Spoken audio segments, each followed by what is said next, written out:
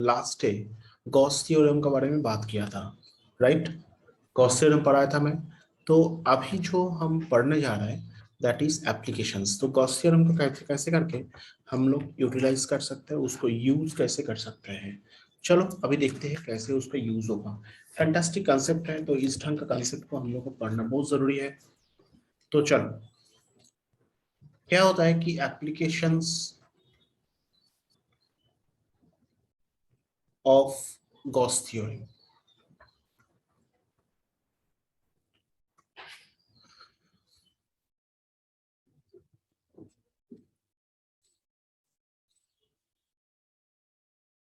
देखो, electric field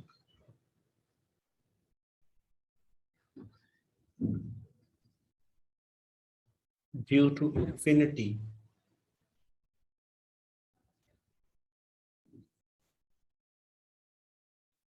long, infinity नहीं है, due to infinitely infinitely long straight charged wire, due to infinitely straight long straight charged wire। ठीक है, infinitely long straight charged wire, उसका ऊपर हम लोग काम करेगा। क्या होता है देखो,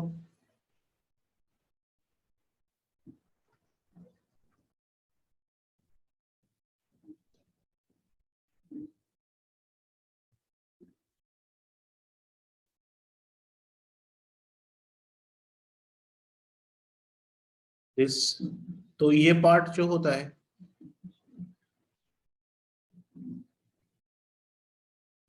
एंड दिस पार्ट,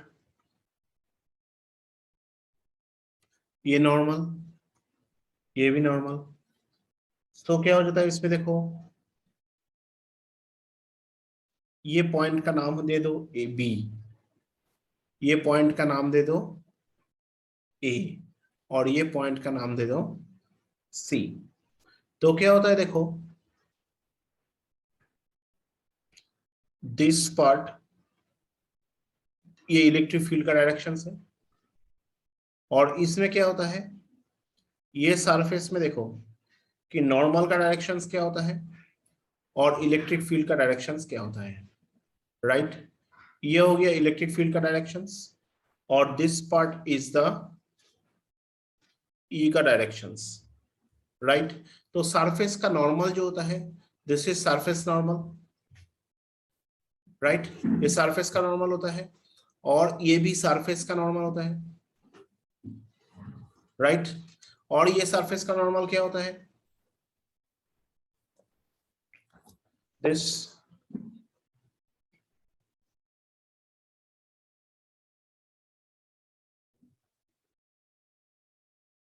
तो क्या हो जाता है देखो, ये जो है ये क्या होता है, ये जो वायर है, ये वायर को हम लोग कहते हैं this is the infinitely long straight wire. हम लोग उसका एक पर्टिकुलर सेगमेंट लिया है, राइट? तो क्या होता है, ये इनफाइनाइटली लॉन्ग स्ट्रेट वायर है, इसमें चार्ज क्या हो गया देखो, मान लो पॉजिटिव चार्ज है।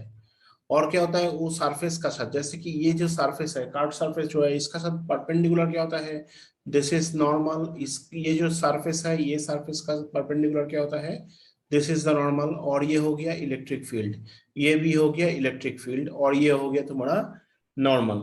ठीक है, अब क्या होता है देखो, इसमें क्या होता है देखो, फ्रॉम गॉस लॉ,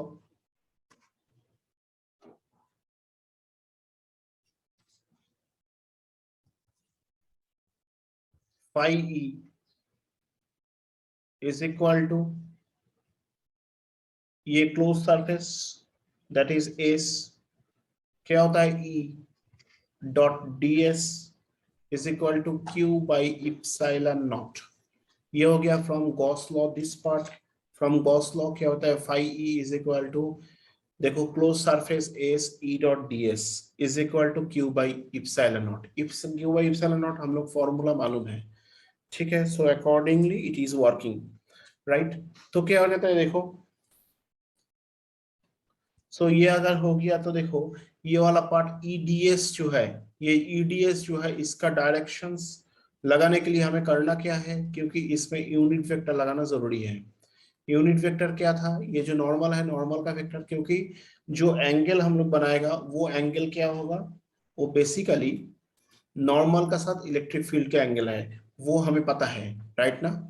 नॉर्मल का साथ इलेक्ट्रिक फील्ड का गॉस लॉ में इलेक्ट्रिक फ्लक्स हम लोग जो पढ़ा था उसमें हम लोग मालूम था, गॉस लॉ का पहले ही पढ़ा था हम लोग। इलेक्ट्रिक फ्लक्स जो पढ़ा था उसमें क्या था कि जो ई एस जो कॉस थीटा था वो थीटा का वैल्यू क्या था, the angle between the normal of the surface as well as electric field and normal का अंदर में जो एंगल है वो एंगल को ही हम लोग नॉर्मल कहते हैं। ये नॉर्मल को इसमें ऐड कर दिया, ठीक है। तो इसमें ये जो एंगल है, तो ये एंगल हम लोग क्या करते हैं, देखो सिंपल सा बात है, अलग अलग पॉइंट, इसमें 3 पॉइंट है, A point, B point and C point. क्या क्या पॉइंट है, A point, B point and C point. So A point में क्या होता है, ईडीएस। देखो ए पॉइंट में ई और नॉर्मल का अंदर में एंगल कितना है बेटा, 90 डिग्री, राइट। फिर बी पॉइंट में ई और डीएस का अंदर में एंगल कितना है, obviously 90 degree.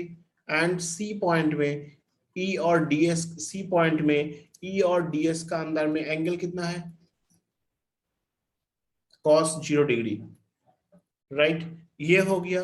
So that means cos 90 जो होता है इसका वैल्यू क्या होता है, 1 0 हो जाता है। cos 90 का वैल्यू इधर भी 0 हो जाता है, प्लस cos 0 का वैल्यू क्या होता है, 1 होता है। तो हम लोग एग्जैक्टली किसको रखेगा, सिर्फ सी पॉइंट को ही रखेगा, बाकी तो 0 हो गया। और ये क्या था, ये फॉर्मूला, ये जो पार्ट है ये तुम लोग मालूम है, this is for the close loop, right. Close loop कहते हैं, इसका क्लोज्ड इंडिकेट करते हैं। तो ई डी एस, cos 0 मतलब 1 हो गया, तो ईडीएस लिख दिया। तो इंटीग्रेशन, तो इसको हम लोग क्या लिख सकते हैं, ये जो क्लोज लूप है, ई बाहर में है, अंदर में डीएस है, तो डीएस का इंटीग्रेशन क्या होता है, मैथमेटिक्स में integration of dx is equal to क्या बनता है, एक्स बनता है, राइट।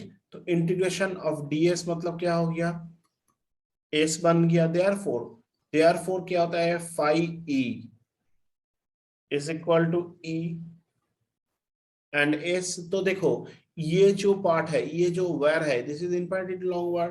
तो वेर, तो इसका पार्ट, इसका जो कार्ड सरफेस एरिया एक सिलेंडर इस हिसाब से कंसिडर कर सकते हैं, इसका हम लोग सिलेंडर का हिसाब से कंसिडर कर सकते हैं।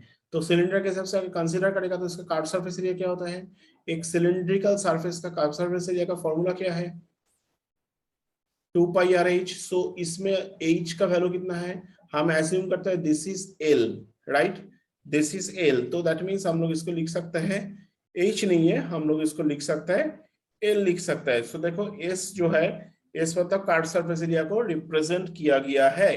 तो बनता क्या है, 2 π r l बन जाता है। और क्या होता है, phi e is equal to, देखो गॉस लॉ से हम लोग मिला है, q बाई इप्सिलॉन नॉट।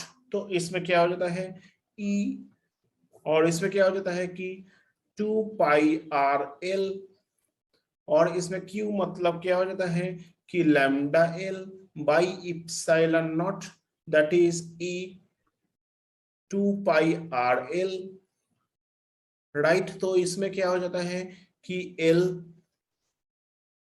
और l कैंसल्ड आउट, l और l अगर कैंसल्ड आउट हो जाएगा, सो हम लोग क्या लिख सकते हैं इसमें, very simple logic,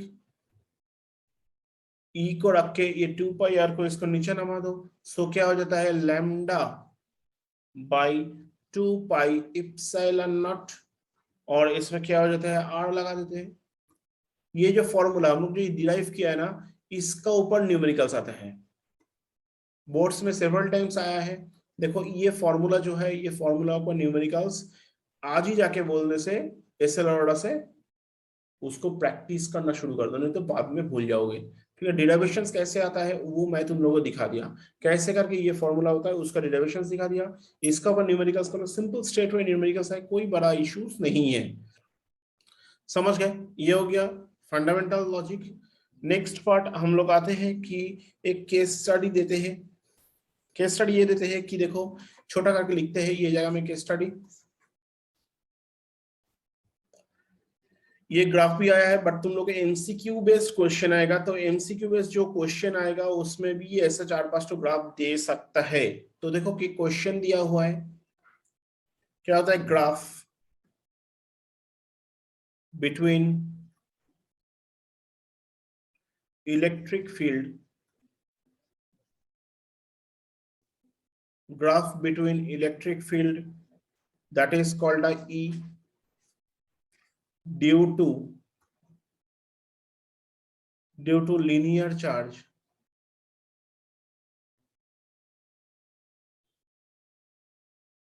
and distance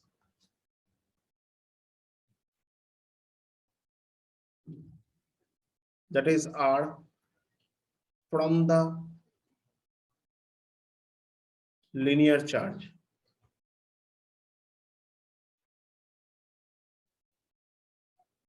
मतलब तुम्हें बोला है कि इप्सिलॉन और ई और आर का अंदर में तुम्हें ग्राफ ड्राइंग करना पड़ेगा। देखो एक सिंपल सा बात इधर से कैसे करके ये आ जाता है। देखो हम लोग ई का साथ आर का रिलेशन क्या मांगा है, मिला है, वो चीज देखो first. E is equal to हम लोग जानते हैं lambda 2 pi epsilon naught r, ये फॉर्मूला जानते हैं हम लोग। तो ये देखो हम अगर लैम्डा मतलब कांस्टेंट टर्म है, वेवलेंथ जो होता है तुम्हें जानता है ये चीज। लैम्डा मतलब surface charge density, linear charge density, तुम्हें पता ही ये चीज, ये हम लोग पढ़ के आया।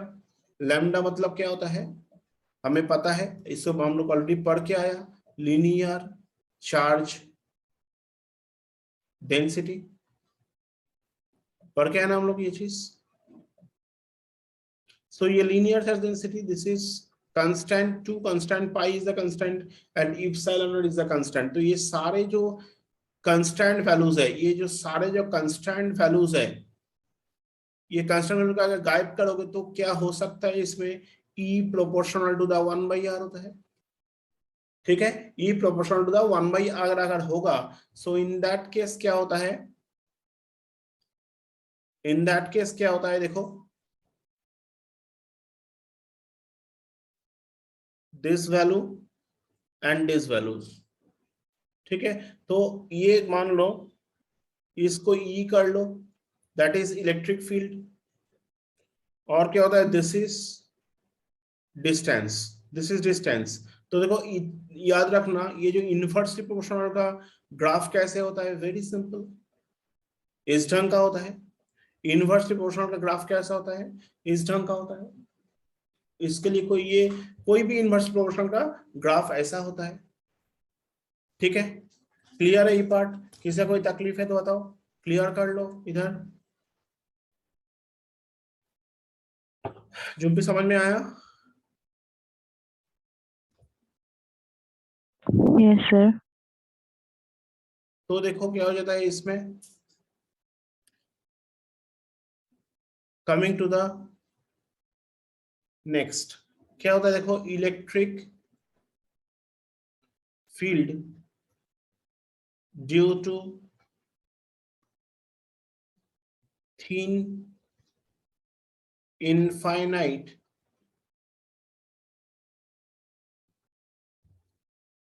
Electric field due to thin infinite plane sheet. ठीक है, due to due to thin infinite plane sheet of charges.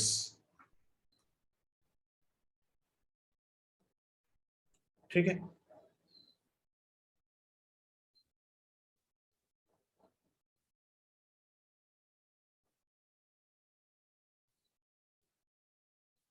तो देखो इसमें क्या हो जाता है,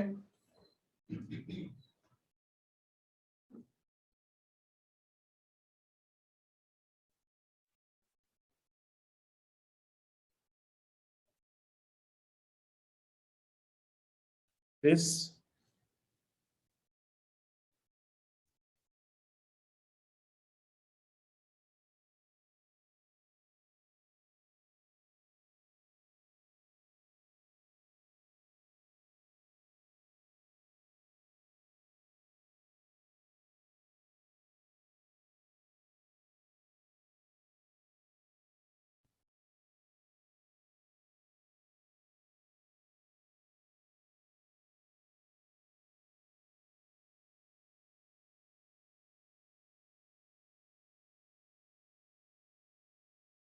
ये देखो थिन शीट, एक्चुअली इसका ये ऐसा सिलिंड्रिकल कोई वायर नहीं होता है, लेकिन उस थिन शीट जो है ये इतना ही थिन है, इसका दो साइड को हम लोग दिखाने के लिए हम इसका दो साइड में बीच में ऐसा एक सिलिंड्रिकल सरफेस ड्रॉ किया है, और कुछ नहीं है। दोनों सरफेस को अच्छा से दिखाने के लिए बेसिकली ये थिन शीट ही है, कोई तार इससे क्रॉस करके गया है ऐसा कुछ नहीं है। ठीक है, दोनों साइड को जस्ट हम एक्सप्रेस करने के लिए कोशिश कर रहा था, और कुछ नहीं है। दोनों देखो, ये तो टू डायमेंशनल पेपर है ना, हम जहां पे लिख रहे हैं, तो ये टू डायमेंशनल पेपर में थ्री डायमेंशन ड्रॉ करना पॉसिबल नहीं है। तो एक थी, इसलिए ये होता है थिन शीट का लेफ्ट साइड, ये होता है थिन शीट का राइट साइड। समझ में आया? सो ये फंडा चला रहे हैं हम। तो देखो इसमें क्या हो जाता है, तो देखो ये वाला पॉइंट, और क्या होता है कि ये पॉइंट का काम कर रहा है, और इसका माथा का ऊपर जो पॉइंट है वो पॉइंट को वो ध्यान से देखना, ये पॉइंट जो है ये पॉइंट नहीं लिख के हम इसको ऐसे करके यूज कर रहे हैं। ठीक है, थोड़ा स्पेसियस मिलने के लिए ऐसा एक सिलिंड्रिकल स्पेस बनाया गया है, बहुत ध्यान से सुनना। ये एक सिलिंड्रिकल स्पेस बनाया गया है बिकॉज ऑफ थिन शीट का दो साइड मिलने के लिए, ये साइड मान लो राइट साइड, ये साइड मान लो लेफ्ट साइड। और क्या होता है, ये वाला जो साइड है, ये साइड बेसिकली, ये जो साइड है, ये साइड बेसिकली ये थीन शीट का ऊपर साइड को हम थोड़ा स्पेस मिलेगा बोल के इधर लिखा हुआ है। ठीक है, ये मतलब ये एरो और ये एरो आइडेंटिकल सेम ही चीज है। समझ में आ रहा है? क्योंकि मेरा पास एक थीन शीट लेके काम कर रहा है, तो दो थीन शीट का दो साइड, तो दो साइड हम दिखाना नहीं सक रहे हैं, क्योंकि मेरे पास टू डायमेंशनल पेज है ना। ठीक है, तो इसीलिए हम दो साइड में ऐसे करके बना दिया। ठीक है, क्योंकि देखो हमको प्लेन शीट बोला है, चार्जेस कोई वायर का फंडा इसमें है ही नहीं। ठीक है, तो ये अगर हो जाता है तो देखो दिस, ये सरफेस का नॉर्मल कौन सा है, दिस, तो ये साइड का साथ अगर नॉर्मल ये है, ये मान लो सी, ये हो गया बी, ये हो गया ए, राइट। तो क्या होता है, ये साइड का रेस्पेक्टिव थीन सीट इधर प्लस है, ऑपोजिट साइड में भी प्लस है, ये थीन सीट है, ये साइड में प्लस है, एज वेल एज ये साइड में भी प्लस है, दो साइड में प्लस है। और दो साइड में अगर प्लस होगा तो उसमें क्या होता है, इलेक्ट्रिक फील्ड का डायरेक्शंस क्या होगा, ऑब्वियसली आउटर साइड होगा। इसका भी आउटर साइड ही होगा इलेक्ट्रिक फील्ड का डायरेक्शंस। ठीक है, एज वेल एज इसका जो साइड है, ये जो साइड है, इसमें क्या होता है, ये होता है नॉर्मल। ठीक है, इसका जो पार्ट है, इसका देखो ऊपर में तो कोई इलेक्ट्रिक फील्ड का डायरेक्शन जाएगा नहीं, क्यों जाएगा नहीं, क्योंकि ये तो कंप्लीटली थीन है, कैसे जाएगा ऊपर में, तो इसीलिए इधर कोई भी एक डायरेक्शन पे तुम ले लो, कोई भी एक डायरेक्शन पे इसको तुम ले सकते हैं। मान लो ये डायरेक्शन ले लेते हैं हम, this point is C point, right. तो हम लोग इलेक्ट्रिक फील्ड निकालने जा रहा है, तो देखो टोटल इलेक्ट्रिक फ्लक्स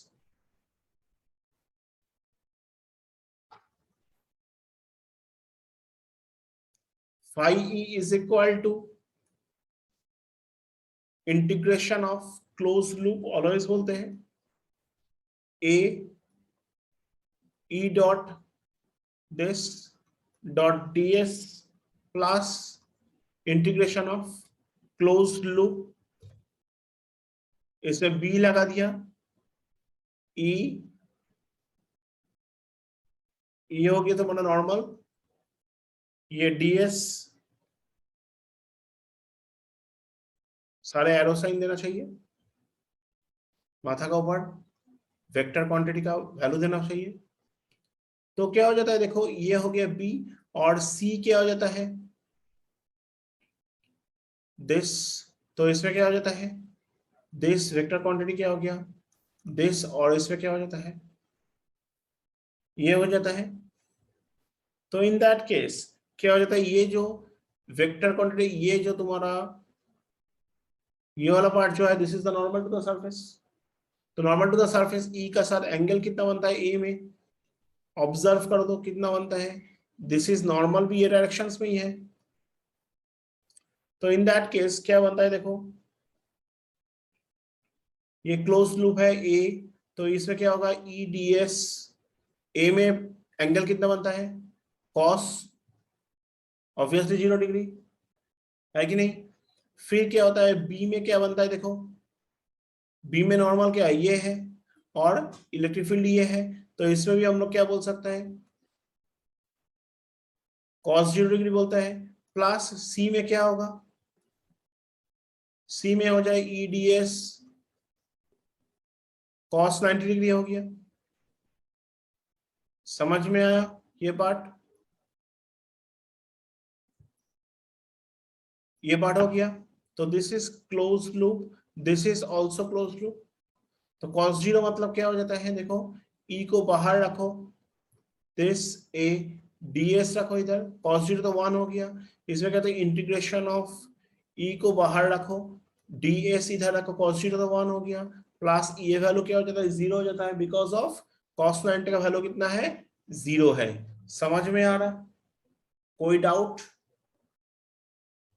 तो ऐसा अगर हो जाता है सो दैट मीन्स हम लोग क्या लिख सकते हैं देखो, e dot S plus E dot S, ये तो ऑलरेडी 0 हो ही गया, तो phi E is equal to E dot S plus E dot S, बनता क्या है 2es बनता है।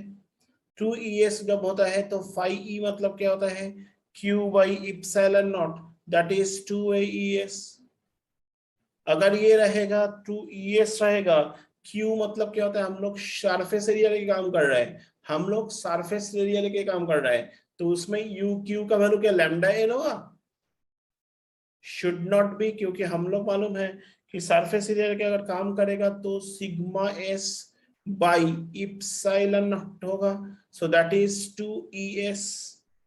एंड 2es जो है ये s, ऑब्जर्व करके देखो ये एस और ये एस को हम लोग काट सकते हैं, तो अगर ऐसा काट सकते हैं तो E इज इक्वल टू क्या होता है, very simple logic, that is sigma, E is equal to क्या होता है sigma by 2 epsilon naught, provided कि ये इस फॉर्मूला का ऊपर भी साम्स आते हैं।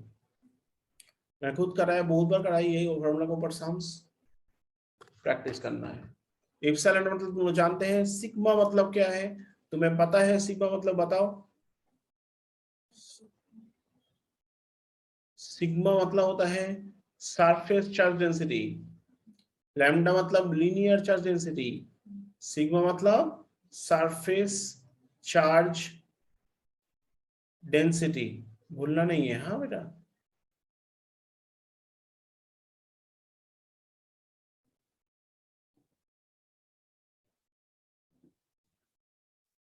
ठीक है, तो नेक्स्ट आ जाते हैं हम लोग,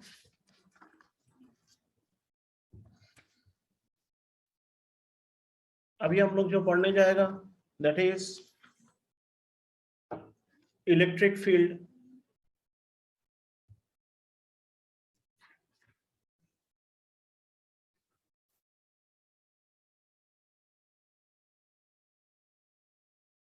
due to a uniformly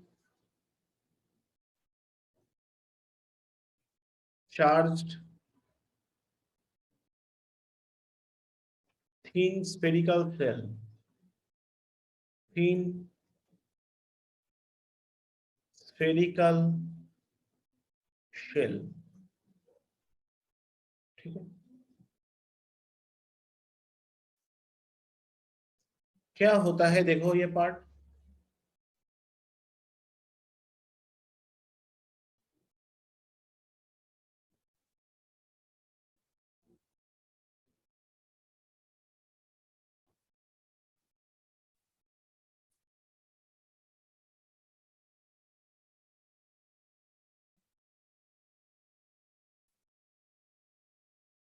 this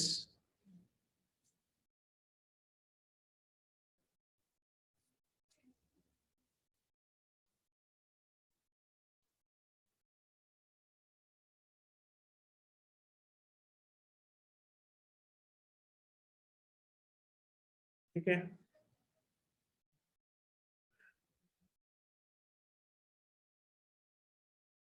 देखो क्या होता है कि electric charge due to a uniformly charged thin spherical shell, इसका अंदर में बहुत इंटरेस्टिंग पार्ट है ये।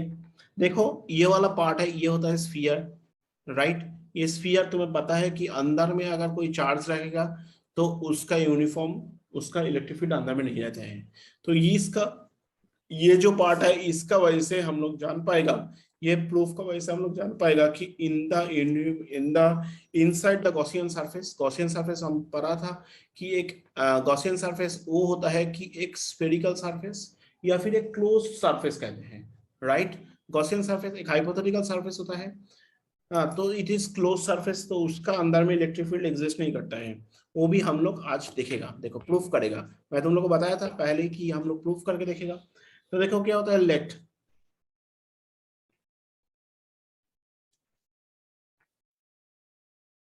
Let the uniform surface charge density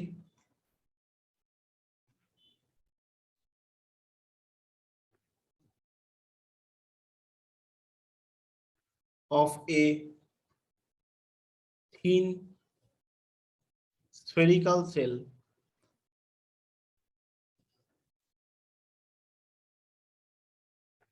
is sigma. ठीक है, इसका सरफेस चार्ज डेंसिटी हम लोग मालूम है, सिग्मा क्या होता है, सरफेस चार्ज डेंसिटी होता है। नेक्स्ट क्या होता है देखो, एंड रेडियस, रेडियस होता है आर, राइट। अब क्या होता है देखो, इधर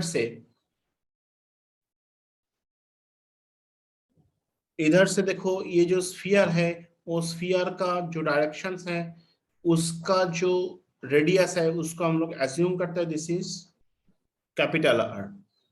तो ये क्या होता है देखो, ये तो स्फीयर है, अल्टीमेटली फिजिकल स्फीयर है, लेकिन फिजिकल स्फीयर का बाहर में क्या होता है, प्लस चार्ज आएगा, क्योंकि अंदर में तो प्लस चार्ज नहीं रहता है। तो क्या होता है, प्लस चार्ज हम अंदर में रखा है, बट वो क्या होता है चारों तरफ में बाहर में आ गया। अब क्या होता है, इसका साइड में, इसका जो चारों तरफ में ये वाला जो पार्ट होता है ना, ये भी स्फेरिकल है, राइट। ये स्फेरिकल इलेक्ट्रिक फील्ड, ये जो डॉटेड लाइन है, ये बेसिकली क्या है, इलेक्ट्रिक फील्ड है, राइट। तो क्या होता है, ये जितना दूर है तो उसका डायरेक्शन क्या होता है देखो, this is the electric field directions. और इलेक्ट्रिक फील्ड का डायरेक्शंस जो है वो क्या होता है, बाहर तरफ इंडिकेट करते हैं, ये बाहर तरफ इंडिकेट करते हैं,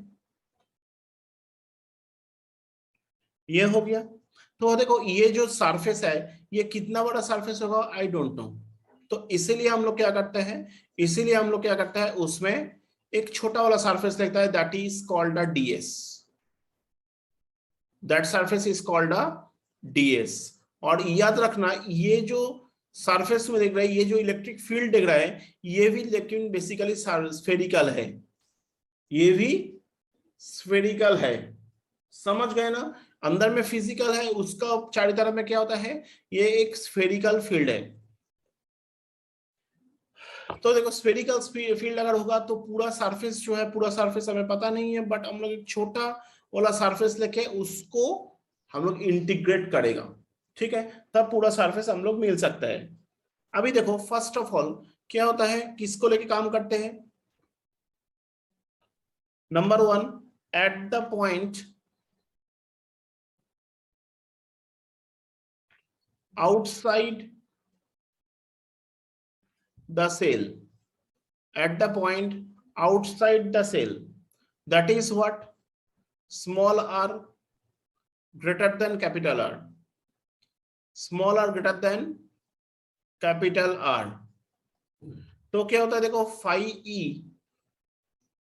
is equal to integration of surface e ds। देखो इसमें डायरेक्शन क्या होता है, this is electric field, and ये सरफेस का साथ जो नॉर्मल है वो क्या होता है, this is the normal unit vector है, ठीक है। ई और नॉर्मल का अंदर में एंगल कितना है, 0 डिग्री है, तो कॉस 0 इधर हो गया। सो कॉस 0 अगर होगा दैट मीन्स इट इज 1। तो फाई ई मतलब तुम्हें पता है, फाई ई मतलब क्या होता है, Q by epsilon not, that you know very well. E को बाहर रख के इसमें जो क्लोज्ड सरफेस है तो इसमें क्या होता है, डीएस रख दो। हमें पता है इंटीग्रेशन ऑफ डीएक्स होता है x, so integration of DS जो है दिस विल बी एस। तो क्या होता है, ई डॉट एस हो गया, right, that is Q by epsilon not हो जाता है, राइट। तो ये अगर हो गया इन दैट केस क्या हो जाता है कि देखो क्यू को इधर रखो, क्यू को इधर रख सकते हैं हम लोग,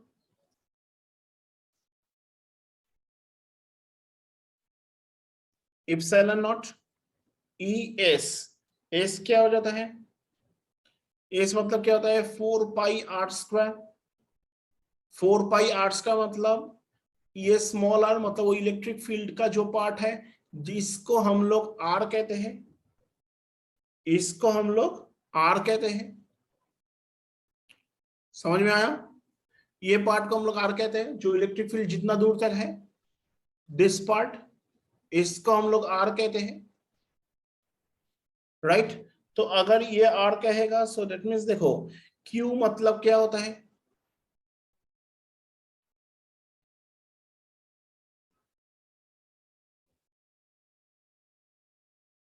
क्यू मतलब क्या होता है, सिग्मा एस कह सकते हैं by epsilon naught. Sigma S is equal to E dot 4 pi r²। So ये जो सिग्मा एस है, ये एस मतलब क्या होता है, इसका सरफेस मतलब फिजिकल स्फीयर का surface, that is sigma dot 4 pi capital r² by इसमें क्या होता है, epsilon not, and that is E is E into 4 pi r² हो जाता है। बताओ ये समझ में आया कि नहीं, ये एस जो ये एस किसका होता है, फिजिकल सरफेस का, जो स्फीयर है वो स्फीयर का सरफेस, ठीक है, उसका होता है तुम्हारा आर, मतलब उस स्फीयर का रेडियस को हम लोग आर कहते हैं, राइट। और ये स्मॉल आर जो है दिस इज क्या होता है, ये इलेक्ट्रिक फील्ड का होता है। तो देखो अभी जो ये पार्ट है तो उसमें क्या होता है कि ये 4 पाई कैंसल्ड आउट, तो 4 पाई अगर कैंसल्ड आउट होगा तो in that case E is equal to क्या होता है, सिग्मा r², बाई क्या होता है, epsilon naught small r², right. ये पार्ट हो जाता है, this is equation 1, this is equation 1।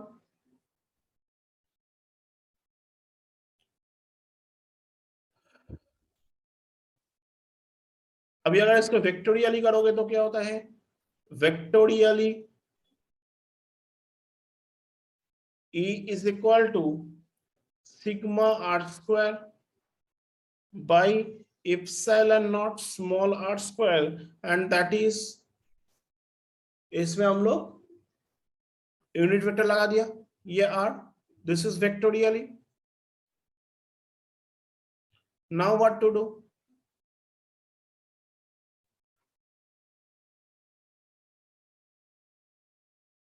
Next part क्या होता है, एट द पॉइंट। अभी देखो कोई भी एक पॉइंट में इलेक्ट्रिक फील्ड निकलेगा, ये तो आउटसाइड द पॉइंट जहां पे क्या बोला था, small r is greater than capital R. Small r is greater than capital R मतलब क्या होता है, दिस इज स्मॉल आर। ये क्या होता है स्मॉल आर, तो क्या होता है इलेक्ट्रिक फील्ड का बाहर नहीं, इसका सेंटर से इसका डिस्टेंस है स्मॉल आर, इट इज ये बड़ा है, तो ये स्मॉल आर जो होता है फिजिकल, कैपिटल आर क्या होता है, ये स्फीयर जो है इसका रेडियस है, और स्मॉल आर क्या होता है, पूरा इलेक्ट्रिक फील्ड का रेडियस है। अब क्या होता है देखो, at a point on the surface, at a point on the surface of the cell,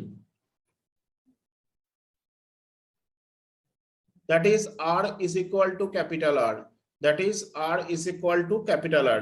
तो अभी क्या करेगा, जब r is equal to capital R होगा, so in that case क्या होगा, from 1 चलो डिराइव करते हैं, r is equal to capital R मतलब क्या होता है, ये r का वैल्यू क्या हो जाएगा, this is on the surface. बताओ ये सुनो, ये क्या होता है कि this is on the surface आ जाता है, राइट, ऑन द सरफेस मतलब क्या होगा, ये कैपिटल आर का जो वैल्यू है ये आर का वैल्यू भी सेम होगा। पकड़ पा रहा है मेरा बात को? नहीं समझने से बता, क्लियर कर लो इधर। ठीक है, तो क्या होता है फ्रॉम वन हम लोग क्या मिल सकता है, देखो ये कोई equation one, this is equation one, तो क्या होता है E is equal to sigma r square by epsilon naught small r square को हम लोग क्या पकड़ेगा, कैपिटल आर स्क्वायर पकड़ेगा, right. So in that case ये पार्ट क्या हो जाता है, आर स्क्वायर कैंसल्ड आउट हो जाता है। सो इन दैट केस देखो क्या हो जाता है, E is equal to sigma epsilon naught हो जाता है। तो उसमें इलेक्ट्रिक फील्ड क्या हो जाता है, सिग्मा बाई, सिग्मा मतलब surface charge density and epsilon not मतलब क्या होता है, इलेक्ट्रिक परमिटिविटी, यू नो। अब देखो अब हम लोग जो पार्ट में जाते हैं वो होता है इनसाइड, मान लो आर का वैल्यू छोटा कई जगह में है, मतलब ये वाला कोई जगह में है इनसाइड, तो उसमें इलेक्ट्रिक फील्ड क्या होता है, देखो जो हम तुम लोग को बोला था जो पॉइंट में कि inside the surface electric field become zero, वो प्रूफ करेगा हम लोग, बोला था ना। इनसाइड जो इलेक्ट्रिक फील्ड लाइंस पढ़ाने गया था उसमें बताया था कि इलेक्ट्रिक फील्ड लाइंस क्या होता है, अंदर से नहीं जाता है क्योंकि electric field inside the close surface zero होता है, वही प्रूफ करेगा। अभी देखो गॉस लॉ से, at a point inside the shell smaller less than capital R होता है, मतलब कैपिटल बड़ा बड़ा हो गया, आर देखो छोटा कई जगह में है, इनसाइड है। तो देखो inside the Gaussian surface Q होता है zero, it is confirm, there is no charge inside Gaussian surface,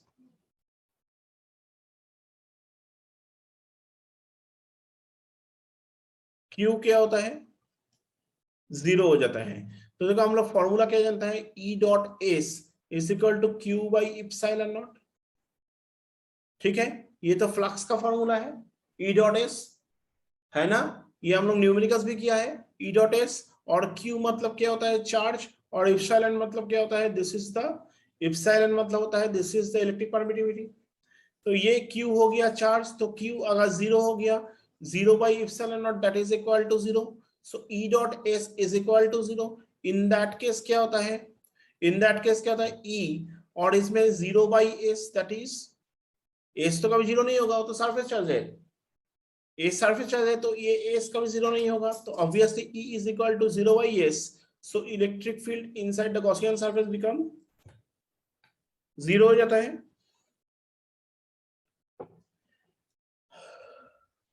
बताओ क्या डाउट है इसमें,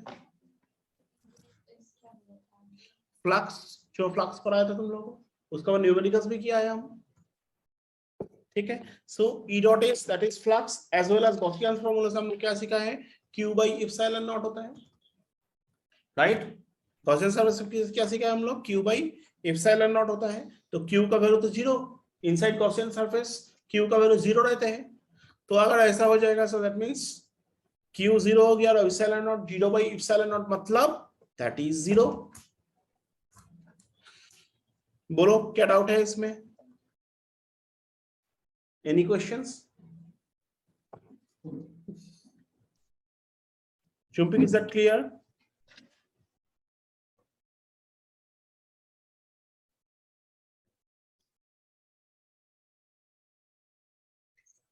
Chumpik clear है?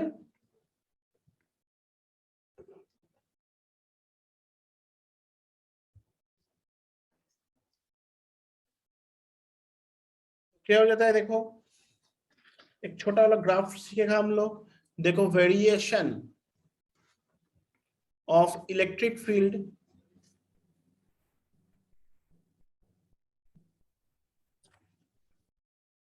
That is E intensity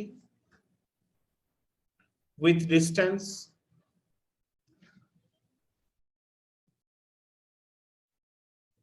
from the distance, मतलब R होता है, इलेक्ट्रिक फील्ड इंटेंसिटी मतलब E with distance R from center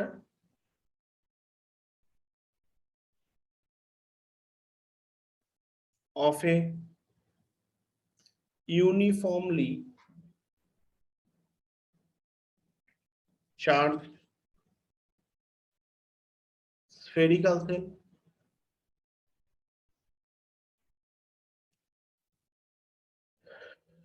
same.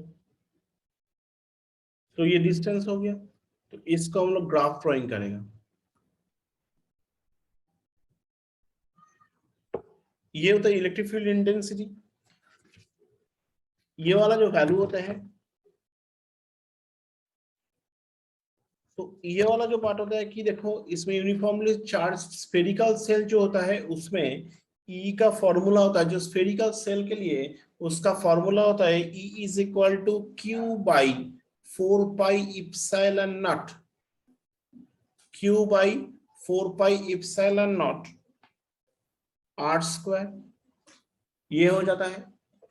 अगर ये हो जाएगा सो दैट मीन्स क्या होता है, इंप्लाइज देखो ये वाला जो पार्ट है, ये वाला पार्ट क्या होता है, this is the constant part.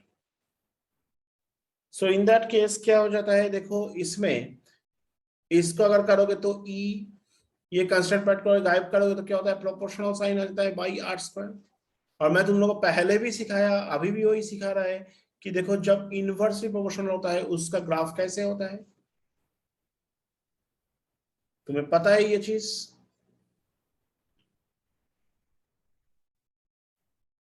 This part is R and this part is E. So ये अगर होगा so that means ये ग्राफ हो जाता है।